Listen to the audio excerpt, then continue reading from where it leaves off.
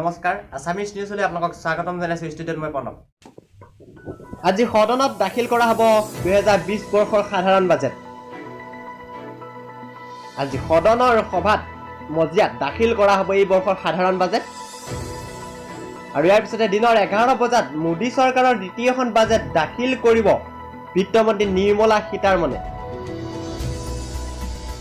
এই পুনৰবাৰ এক বিশেষ প্ৰতিবেদন বিত্তমন্ত্ৰী নিৰ্মলা সীতাৰমণে শুক্ৰবাৰে সংসদত দাখিল কৰে 2019-20 বিত্তীয় বৰ্ষৰ আৰ্থিক সমীক্ষা আৰু পুনৰবাৰ বিত্তমন্ত্ৰী নিৰ্মলা সীতাৰমণে শুক্ৰবাৰে সংসদত দাখিল কৰে 2020-19ৰ বাজেট এই সমীক্ষাত আশা প্ৰকাশ কৰা হৈছে যে চৰকাৰে 2020ৰ বাজেটত ব্যক্তিগত কৰদাৰসকলৰ বাবে আয়কৰ ৰেহাইৰ ঘোষণা কৰিব পাৰে আৰু পুনৰবাৰ গুৰুত্বপূৰ্ণ খবৰ লগতে আন্তঃগাঁথনিৰ ক্ষেত্ৰত বিনিয়োগ বৃদ্ধিৰ ঘোষণা কৰিব পাৰে বাজেটখনত আৰু ইয়াৰ পিছতে এনেদৰে বাজেট প্ৰস্তুত কৰিছে 2020 চনৰ বাজেট আজি 11 বজাত দাখিল হ'ব এই সমীক্ষাত 2020-21ৰ জিডিপিৰ অনুমান 6ৰ পৰা 6.5% বিচাৰ কৰিছে আমি পুনৰবাৰ এক বিশেষ গুৰুত্বপূৰ্ণ খবৰ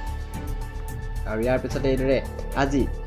আৰ্থিক সমীক্ষাত কোৱা হৈছে যে চলিত বিত্তীয় বৰ্ষত আৰ্থিক বৃদ্ধিৰ দৰ 5% হোৱাৰ সম্ভাৱনা পুনৰবাৰ জানিছো আৰ্থিক সমীক্ষাত কোৱা হৈছে যে চলিত বিত্তীয় বৰ্ষত আৰ্থিক বৃদ্ধিৰ দৰ 5% হোৱাৰ সম্ভাৱনা হৈছে আমি আগবাঢ়িছো পৰৱৰ্তী খবৰলৈ এই মুহূৰ্তত জনাইছো এক বিশেষ গুৰুত্বপূৰ্ণ খবৰ কলেজীয়া ছাত্ৰীক স্কুটি দুটকীয়া আটা 10 লাখ নিবনুৱাৰ কৰ্মসংস্থাপনৰ প্ৰতিশ্ৰুতি বিজেপিৰ সংকল্প পত্ৰ আৰু ইয়াৰ পিছতে সংকল্প পত্ৰ 2020 মুকলি হৈছে 8 ফেব্ৰুৱাৰীত অনুষ্ঠিত হ'ব দিল্লী বিধানসভা নিৰ্বাচন আৰু ইয়াৰ পিছতে বিশেষ গুৰুত্বপূৰ্ণ খবৰ নিৰ্বাচনত অৱতীৰ্ণ হ'বলৈ প্ৰতিটো ৰাজনৈতিক দলে চলাইছে জোৰদাৰ প্ৰস্তুতি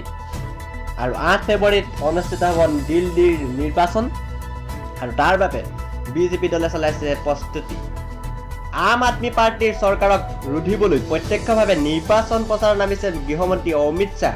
প্ৰধানমন্ত্ৰী নৰেন্দ্ৰ মোদী আৰু ইয়াৰ পিছতে